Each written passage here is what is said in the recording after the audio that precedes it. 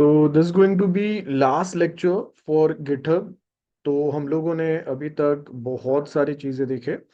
अब एक last part GitHub में जो हम लोगों को देखना बाकी है वो है कि अगर हम लोगों ने कोई मिस्टेक कमिट कर दिया जो हम लोगों को नहीं करना था, तो फिर उसको हम लोग कैसे रिजॉल्व कर पाएंगे वो अभी हम लोग देखने वाले समझने वाले हैं। तो अब मैं क्या करूँगा, मैं वो सबसे पहले जो हम लोगों का मिस्टेक है अगर वो हम लोगों ने ऐड कर दिया और उसके बाद अगर हम लोगों का काम नहीं चला तो how we going to process, ये हम लोग समझेंगे। तो let me just share my screen और हम लोग आ जाते हैं। So just 1 minute. ओके। तो अगर आप देखोगे फिक्सिंग मिस्टेक्स ये हम लोगों का टॉपिक है, और एक लास्ट होगा फॉर्किंग वाला जो गिटहब में हम लोग कैसे करते हैं। तो अब आपके मिस्टेक्स मतलब कभी कभी होता है कि प्रोजेक्ट में आपने कुछ गलती से ऐड या कमिट कर दिया और आपको लगता है कि वो नहीं करना था। तो अब हम लोग क्या करेंगे, तो वही सेम चीज हम लोग यहाँ पे देखने वाले हैं। तो what I do, I am just going to go here. मैं इसको वीएस कोड से चालू कर देता हूँ। और उसके बाद हम लोग बेसिकली यहाँ पे क्या करेंगे कि हम लोगों ने जो भी कुछ प्रोजेक्ट किया हुआ था, तो यहाँ पे एज यू कैन सी हम लोग के पास ये देखो यहाँ पे ये आपको बता भी रहा है। तो लास्ट जो हम लोगों ने स्टॉप किया था वहीं से हम लोग कंटिन्यू करेंगे। तो उसके लिए what we have to do, इसको हम लोग एक बार चेक कर लेंगे। मैं यहाँ पे गिट स्टेटस अगर डालता हूँ तो ये मुझे बता रहा है कि नो गिट रिपॉजिटरी है ना। तो सबसे पहले आपको इसको सेटअप कर देना पड़ेगा। तो मैं यहाँ पे अगर ls-la करता हूँ तो यहाँ पे ये आपको बता रहा है आपका गिट के साथ ये लिंक्ड नहीं है। तो गिट के साथ लिंक करने के लिए क्या क्या स्टेप्स हम लोगों ने देखे थे समझे थे वो सेम आपको फॉलो करना पड़ेगा। अगर नहीं याद है तो हम लोग एक बार वापस क्विकली यहाँ पे एक न्यू प्रोजेक्ट बना लेता है। मैं ये फाइल्स को बंद कर देता हूँ। I just clear this. हम लोग क्या करते हैं, सीडी प्रोजेक्ट 2 के अंदर जाते हैं, प्रोजेक्ट 2। और इसके अंदर ये हम लोगों का गिटहब से लिंक्ड प्रोजेक्ट है। अब इसके ऊपर अगर मैं चेक करता हूँ गिट स्टेटस, तो यहाँ पे ये आपको बता रहा है कि दिस फोल्डर और this project 2 folder is linked with GitHub, जो हम लोगों ने प्रीवियस पार्ट में देख लिया है ना, जो भी अभी तक हम लोगों ने किया उसमें। तो अब हम लोगों को क्या करना है, यहाँ पे ये सेम जैसा ये वाला फाइल है मेरे पास, और ये मेरा app.js फाइल है, इसी के अंदर हम लोग कुछ चेंजेस करेंगे और वो ही हम लोग समझेंगे। तो यहाँ पे इसको मैं प्रॉपरली ट्राई करते हैं अभी। और सबसे पहले चेंज क्या हो सकता है कि आपने कुछ मिस्टेक फाइल में डाल दिया और वो फाइल को आपने चेंजेस को स्टेज्ड किए। स्टेज मतलब आपने गिट पे कमिट नहीं किए, सिर्फ स्टेज किए हुए, उसको आप कैसे अनडू कर सकते हैं वो सबसे पहले हम लोग देखेंगे। याद रखो आपके मल्टीपल स्टेप्स है, 3 केसेस हैं, और ये 3 में से कोई एक केस होता है जब कभी अगर मिस्टेक होता है तो या तो आपने कोई मिस्टेक स्टेज्ड कर दिया, अब अभी तक आपने कमिट नहीं किया है, तो उसको आप कैसे रिवर्स करेंगे। फिर सेकेंड में हम लोग देखेंगे कि आपने कोई मिस्टेक को अगर कमिट कर दिया तो उसको हम लोग कैसे रिसेट करेंगे। और थर्ड में हम लोग देखेंगे कि आपने ऑलरेडी कोई मिस्टेक कमिट किया है और ऐसे मल्टीपल मिस्टेक्स आपने कमिट किए, तो अब आपको अपना प्रोजेक्ट में 2-3 वर्जन पीछे अगर जाना है तो वो कैसे कर सकते हैं। अगर आपको याद रहेगा तो हम लोग गिटहब को या गिट एंड गिटहब को वर्जन कंट्रोल सिस्टम बोलते हैं, डिस्ट्रीब्यूटेड वर्जन कंट्रोल सिस्टम। तो वो ये पार्ट से आपको समझ में आएगा कि हम लोग उसको वर्जन कंट्रोल सिस्टम क्यों बोलते हैं। तो प्लीज फोकस हियर नाउ। तो अब मैं यहाँ पे अगर आप देखोगे तो मैं सबसे पहले क्या करूँगा, हम लोगों का जो मेन पार्ट है वो स्टार्ट करते हैं, जिसके अंदर सबसे पहले आपको यहाँ पे जैसे मैंने बताया कि हम लोगों ने कोई चेंजेस को स्टेज किया हुआ है, बराबर है। चेंजेस ऐड किए हैं हम लोगों ने, उसको अनऐड कैसे करेंगे वो समझना है। तो उसके लिए हम लोग क्या करेंगे, मैं यहाँ कोड पे आता हूँ। अगर आप देखोगे तो मैं फिलहाल मेन ब्रांच में हूँ। अगर मुझे चेक भी करना है तो मैं यहाँ पे चेक कर सकता हूँ गेट ब्रांच करके। आपको बताएगा कि आपके पास फिलहाल आपका जो गिट रिपॉजिटरी है इसमें दो ब्रांचेस है, मेन एंड फीचर ब्रांच, और मैं फिलहाल मेन ब्रांच में हूँ जो यहाँ पे दिख रहा। अब मैंने जो हम लोगों का जेएस फाइल है इसके अंदर मैंने यहाँ पे डाल दिया by mistake added some code. मैंने यहाँ पे बाय मिस्टेक कोई कोड यहाँ पे ऐड कर दिया है। और ये वाला कोड जो है, अब मैं क्या करूंगा, मैं यहाँ पे अगर गिट स्टेटस अगर चेक करूं तो ये मुझे क्या बताएगा कि आपने ऐप डॉट जेएस फाइल जो है मेन ब्रांच के अंदर, इसको आपने मॉडिफाई किया हुआ है, जिसके चेंजेस अभी तक आपने स्टेज नहीं किए, राइट। तो मुझे वो जो चेंजेस है वो चेंजेस को मुझे स्टेज करना है। तो वो चेंजेस को स्टेज करने के लिए हम लोग क्या स्टेप्स फॉलो करते हैं, आई होप आपको याद रहेगा वो पॉइंट्स। तो उसके लिए मैं यहाँ पे लिखूंगा गिट ऐड एंड डॉट।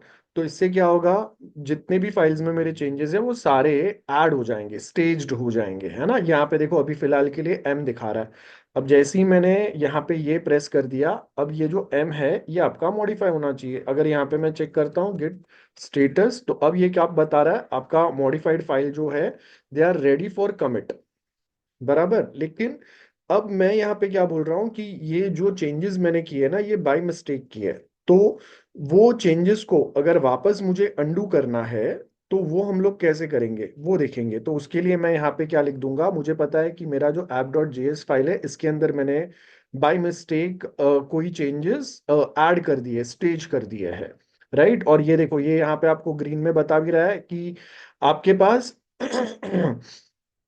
कोई चेंजेस है वो चेंजेस आपने स्टेज कर दी है। Now changes to be committed use git restore और स्टेज, मतलब अगर आपको अनस्टेज करना है तो यहाँ पे क्या करना है वो बता रहा है ये।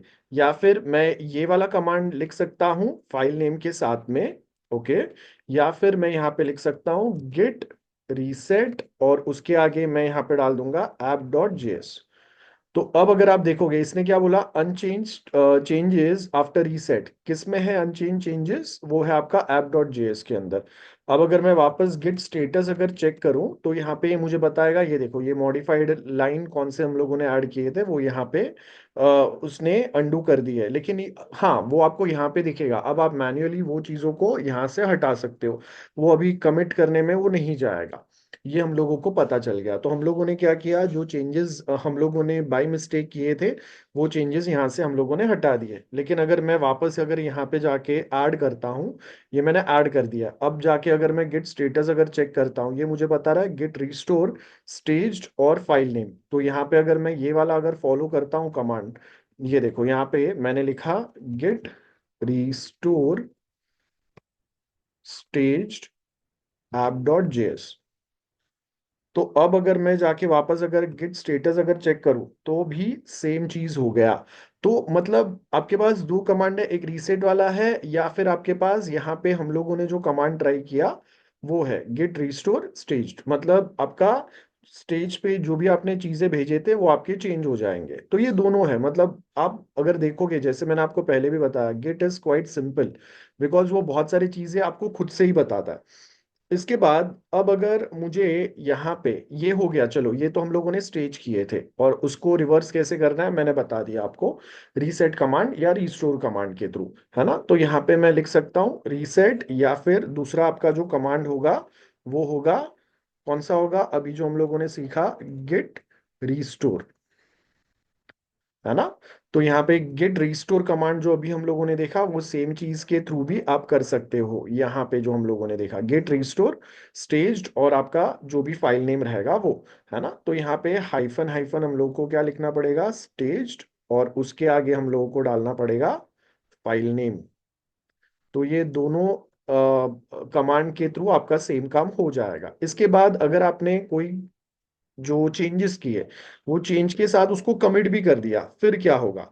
तो अब मैं यहाँ पे क्या करता हूँ, ये मेरे जो app डॉट जेएस के अंदर ये लाइन ऑफ कोड जो है, ये अब मैं क्या करूंगा, वापस मैं यहाँ पे इसको ऐड भी कर दूंगा, मतलब स्टेज भी कर दूंगा और कमिट भी कर दूंगा। तो इसके लिए मैं डायरेक्ट यहाँ पे लिखता हूँ गेट कमिट, ऐड करने के लिए ए और कमिट करने के लिए जो हम लोग मैसेज डालते हैं उसके लिए एम लिख दिया, डबल कोट्स में मैं लिखता हूँ कमिटेड सम मिस्टेक। मैंने मैसेज डाल दिया जस्ट फॉर द अंडरस्टैंडिंग। तो यहाँ पे देखो ये कमिट हो गया है अभी। तो कमिट होने का मतलब है कि भाई अब आपको अगर रिवर्स करना है तो यहाँ पे थोड़ा और तकलीफ हो जाएगा। नथिंग टू कमिट बता रहा है, मतलब अब आपको खाली ये आपका जो मेन गिटहब रिपॉजिटरी है उस पर पुश करना बाकी है। आपके गिट के ऊपर तो चेंजेस स्टेज होके कमिट भी हो गए, लेकिन अब अगर मुझे इसको वापस प्रीवियस इस पे लेके जाना है तो उसके लिए क्या करना पड़ेगा। यहाँ पे अगर आप देखेंगे हम लोगों के पास यहाँ पे इसमें है ना, ये जो मैंने डाला हुआ है ये, एक सेकेंड, यहाँ पे ये हाइफन नहीं आता है, यहाँ पे ये टिल्ड साइन आता है। तो हम लोग लिखते हैं हेड और टिल्ड, ऐसा टिल्ड साइन डालते हैं। तो गेट रीसेट हेड और वन। तो मैं बेसिकली क्या कर रहा हूँ, फॉर वन कमिट मैं उसको पीछे लेके जा रहा हूँ, head tilde sign and one. तो मैंने जो एक कमिट अभी जस्ट किया है उसको मैं अंडू कर रहा हूँ, गेट रीसेट हेड।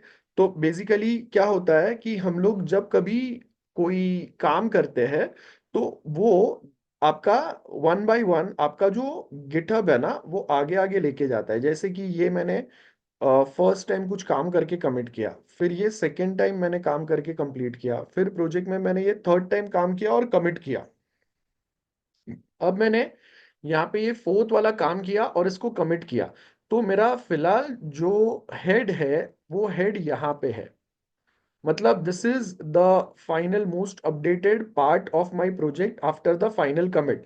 मुझे क्या चाहिए, मुझे यहाँ से इसको वापस प्रीवियस हेड पे लेके आना है। मतलब मैंने ये जो कमिट कर दिया है जिससे मेरा प्रोजेक्ट का वर्जन ये फोर्थ लेवल पे चले गया, वहां से मुझे उसको एक लेवल पीछे लेके आना है। ये कमिट को मुझे अंडू कर देना है बहुत सिंपल भाषा में, तो इसको हम लोग हेड बोलते हैं।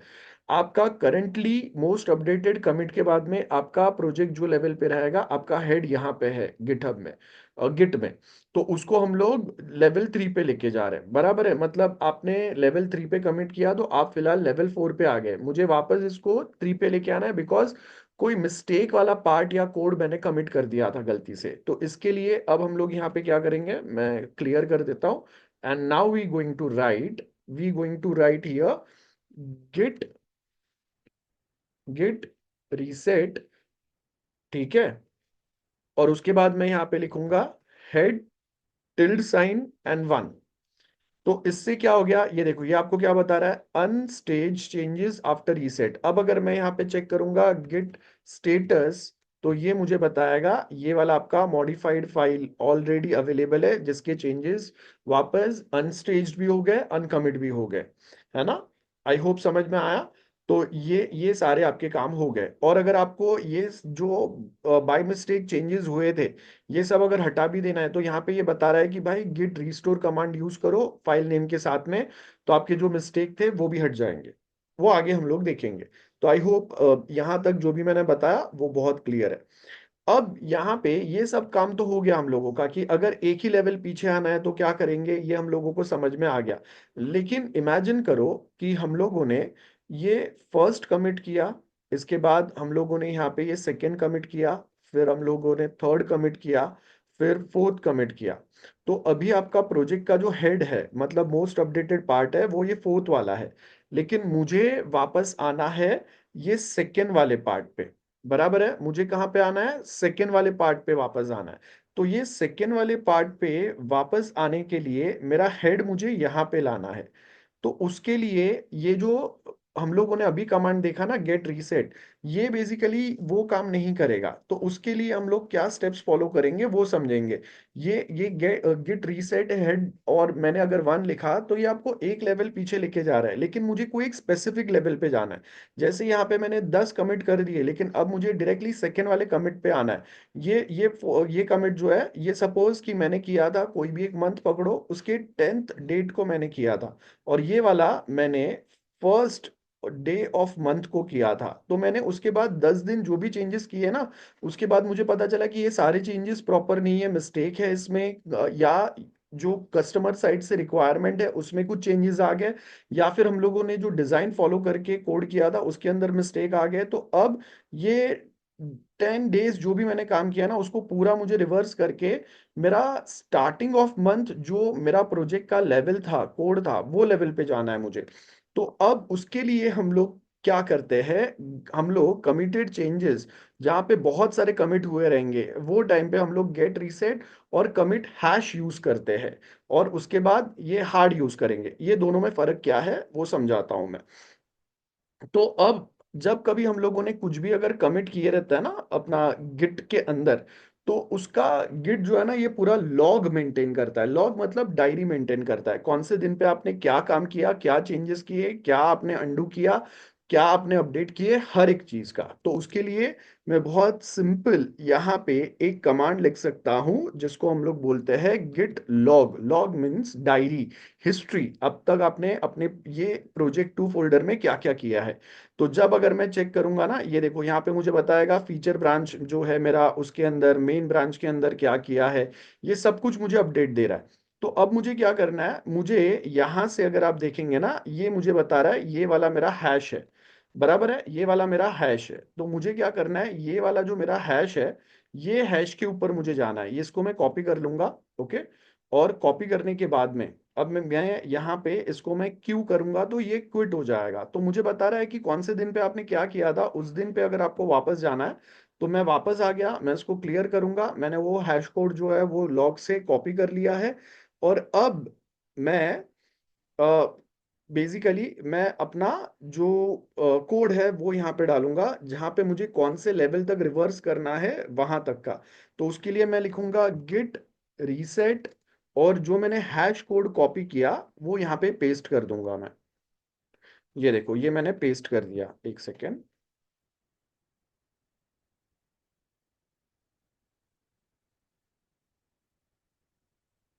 क्या हो गया, हाँ। तो ये मैंने जो हैश कोड कॉपी किया था ना ये पेस्ट किया, और अब मैं एंटर करूंगा। तो अब क्या हो गया, उसने जो भी मैंने हैश कोड यहाँ पे कॉपी किया था, मेरा प्रोजेक्ट ये लेवल तक आ गया। लेकिन हाँ यहाँ पे अभी तक आपको वो सारे डिटेल्स तो बता ही रहा है। तो अब अगर मुझे चाहिए कि मैं जैसे ही मेरा जो प्रोजेक्ट है इसको रीसेट करूँ, तो अब अगर मैं यहाँ पे चेक करूंगा गिट स्टेटस, तो यहाँ पे आपको बहुत सारे अन स्टेज्ड चेंजेस बताएगा। अब मुझे अगर पूरा रिवर्स अगर कर देना है ना, तो इसके लिए मैं यहाँ पे लिखूंगा गिट लॉग, कोई एक मैं हैश कॉपी करूंगा। जैसे ये वाला जो हैश है इसको मैं कॉपी कर रहा हूँ, बराबर है, इसको मैंने कॉपी किया। और उसके बाद में मैं यहाँ पे आके क्विट करके मैं यहाँ पे लिखूंगा गिट रीसेट, एंड मैंने यहाँ पे जो मेरा हैश है इसको पेस्ट कर दिया है। हाँ, ये देखो ये मैंने मेरा हैश को पेस्ट कर दिया यहाँ पे। और उसके पहले मैं यहाँ पे क्या लिख दूंगा, हार्ड। तो hyphen hyphen hard and then hash. तो अब क्या होगा, जो भी मैंने एक्स्ट्रा लाइंस ऐड किए है ना, वो मेरा अंडू होने के साथ में मेरे फाइल से वो सारे चेंजेस डिलीट भी हो जाएंगे। ये देखो यहाँ पे अगर आप देखेंगे लाइन नंबर 8 और उसके ऊपर जो भी मैंने बाय मिस्टेक चेंजेस ऐड किए थे वो ऑटोमेटिक डिलीट हो गए अंडू होने के साथ में। तो ये सबसे बेस्ट तरीका रहता है। अगर मैं हार्ड रीसेट अगर नहीं करता हूँ ना, तो तकलीफ क्या होगा, मैन्युअली मुझे वो सारी चीजें चीजें हटाने पड़ेंगे। लेकिन अब मुझे याद ही नहीं है कि मैंने कहाँ कहाँ पे कौन से फाइल में कितने लाइन नए ऐड किए हैं, कितना चेंजेस किए हुए हैं। तो बहुत सिंपल है कि अगर आपने गलती से मल्टीपल कमिट अगर कर दिए हैं और आपको अगर अपने प्रोजेक्ट के कोई एक लेवल या वर्जन पे वापस जाना है, सीधा हार्ड रीसेट कर दो, आपका काम हो जाएगा और उसके बाद यहाँ पे कोई भी इशू नहीं आएगा। तो अब क्या हुआ, मैं जो यहाँ पे मैं जो यहाँ पे था ये फोर्थ पे, और अब मैं डायरेक्टली ये सेकंड पे आ गया with the help of hash, बराबर है, वो जो हैश कोड था। तो अब गिटहब जो है ना ये आगे के जो भी चेंजेस है इसको भूल जाएगा। मेरे प्रोजेक्ट में ऐसा कभी कुछ हुआ ही नहीं था, उसने उसको अंडू कर दिया। अब मेरा सबसे लेटेस्ट प्रोजेक्ट का हेड जो है या प्रोजेक्ट का वर्जन ये सेकेंड वाला है, आगे के जो भी वर्जन्स थे वो आपके हट गए। तो ये आपका मिस्टेक्स को आप कैसे हैंडल करते हैं या फिक्स कैसे करेंगे वो था, बहुत सिंपल सा। और एक लास्ट पार्ट जो अभी हम लोगों को सीखना है जो बहुत इंपॉर्टेंट है वो है फॉर्किंग। अब ये फॉर्क क्या होता है, मतलब जैसे अगर मैं मेरे कोई गिटहब अकाउंट पे जाता हूँ और उसके बाद मैं यहाँ पे गिटहब पे जा रहा हूँ, और गिटहब पे मैं यहाँ पे क्या करूँगा, मैं यहाँ पे जाके कोई एक रिपॉजिटरी, कोई एक प्रोजेक्ट जो रेडी अवेलेबल रहेगा वो मैं सर्च कर सकता हूँ। ठीक है। तो यहाँ पे अगर आप देखेंगे क्या बोला है, a fork is a new repository that shares code and visibility setting with the original upstream repository.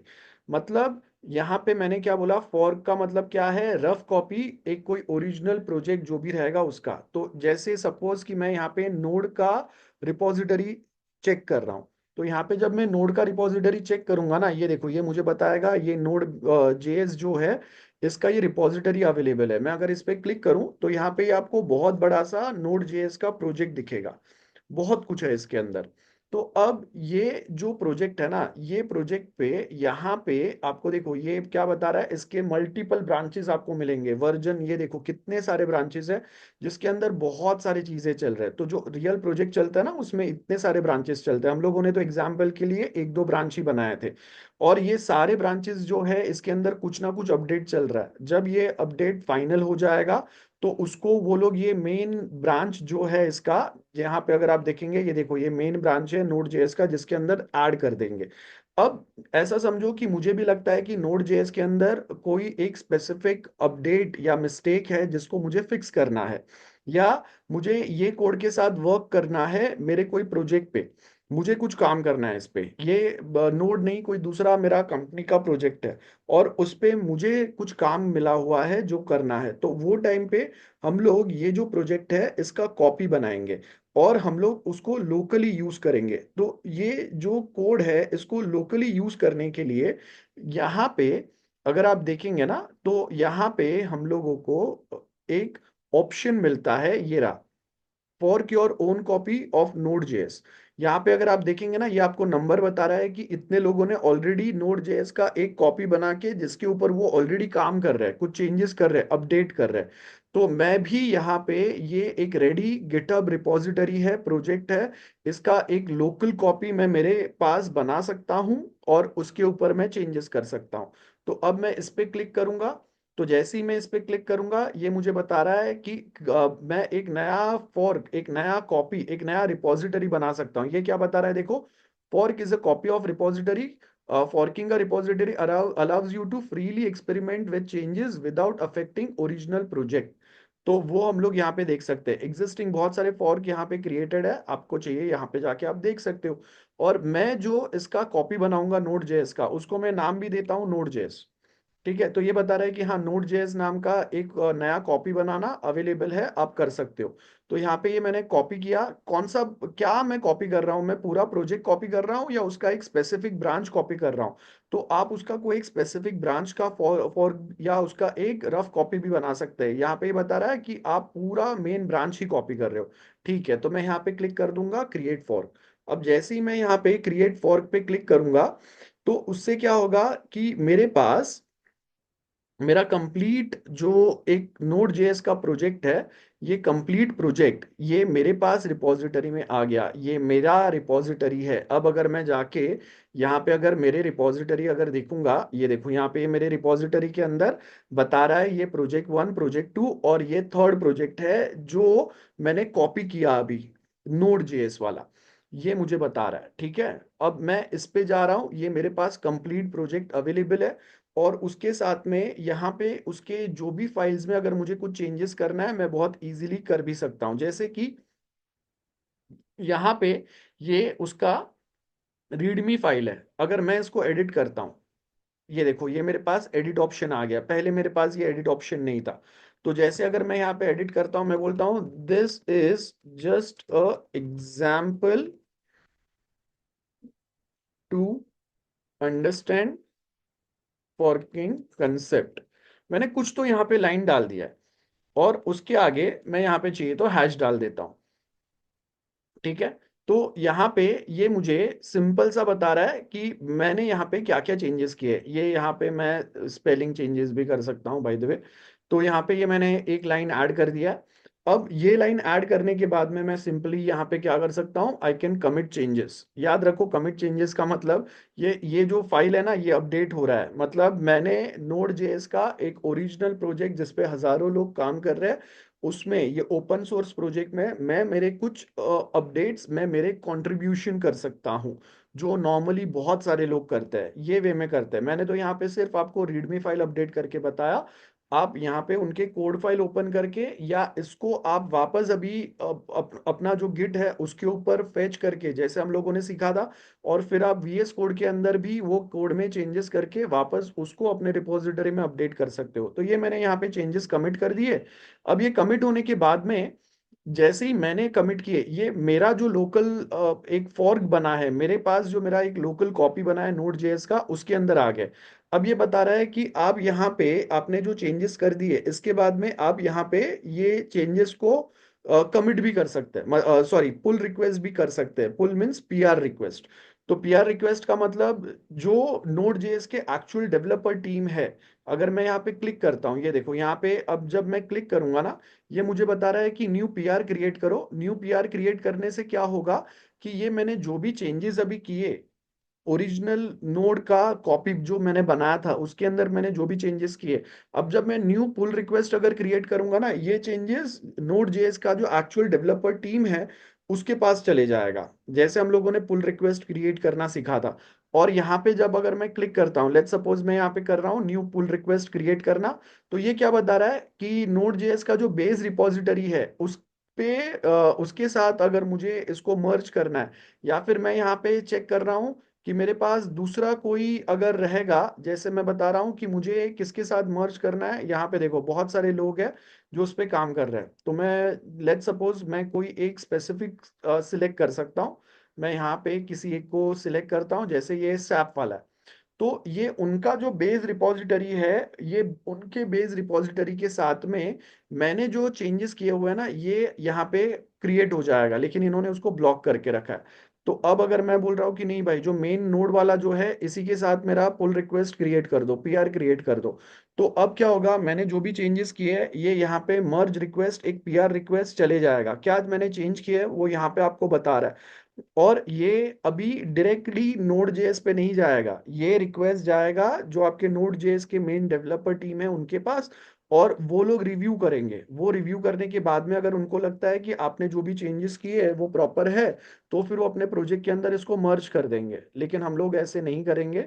अब आपका गिटहब जो है ये आपका बहुत इम्पोर्टेंट एक अकाउंट रहता है, प्रोफेशनल अकाउंट रहता है। तो आपको कहीं पे भी ऐसे एक ऑन गोइंग प्रोजेक्ट के अंदर ऐसा फालतू का पुल रिक्वेस्ट क्रिएट नहीं करना है, उसको उनको परेशान नहीं करना है। ये आपका इंप्रेशन डाउन करता है, आपका प्रोफेशनल करियर डाउन करता है। मैंने आपको सिर्फ सिखाने के लिए किया, मैं यहाँ पे वो PR रिक्वेस्ट क्रिएट नहीं करूंगा। वैसे भी उनका डेवलपर टीम ये चेंजेस को वैसे ही वो लोग रिजेक्ट करने वाले हैं, मैं भेजूंगा तो भी। तो आपको यहाँ पे मैंने सिखाया कि कोई एक ओपन सोर्स प्रोजेक्ट में कंट्रीब्यूट कैसे करता है। आप ऐसे मल्टीपल ओपन सोर्स कम्युनिटी को फॉलो करो, और उसके साथ में आप देख सकते हो कि हम लोग वहाँ पे काम कैसे करेंगे। अब आपके जो भी प्रोजेक्ट्स बनेंगे, जो भी प्रैक्टिकल्स आप करोगे, जो भी आपने पहले प्रोजेक्ट बनाए हुए हैं, वो सारे प्रोजेक्ट को आप subject wise, folder wise, lecture wise या प्रोजेक्ट फोल्डर वाइज आप अपने गिटहब रिपोजिटरी में रख सकते हो। वो आपका एक प्रोफेशनल अकाउंट रहेगा। तो इसके साथ हम लोगों का गिट और गिटहब में जो भी कुछ हम लोगों को सीखना था, जो आपको ज़रूरी होता है कहीं पे भी प्रोफेशनली काम करने के लिए, वो मैंने सब बता दिया है। So this was the last part. Thank you. Bye.